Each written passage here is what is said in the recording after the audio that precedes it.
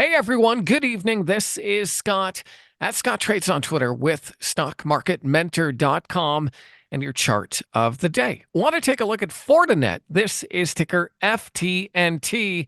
Now, Fortinet is still working a massive rebound off the low from here in November of 2023. We see this huge gap down, likely due to earnings in, Q3 of 2023. It gapped down even more with another bad earnings report, but recently has actually had some pretty positive price action off of that low. Now, if I zoom out here a little bit, I can see just a tiny little cup pattern here. I guess it's not that tiny. It's actually quite deep and large.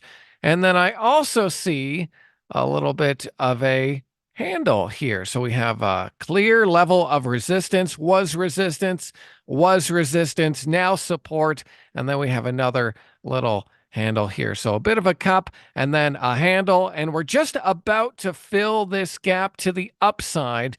And so I definitely want to see what happens if Fortinet can get above that, $74 level right there, 73.90 to be a little more exact, and see if this can break out through that pivot and potentially test the old highs up here around 81. So I definitely think that 73.90, 74 zone is going to be a battle area here for Fortinet. And I think that's going to be worth watching for a potential entry on a breakout pivot. Now, granted, it is a bit extended above the moving averages here. I wouldn't be surprised if it takes a few tries, a few runs at 73.90.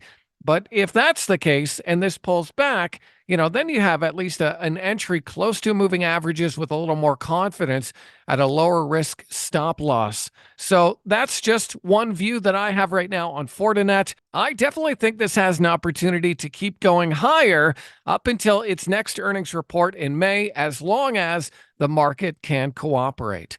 So this is just one of many stocks we're looking at tonight at StockMarketMentor.com. I'd love to show you more. Click that link, take a trial, and hopefully I'll see you on the other side at Stock Market Mentor.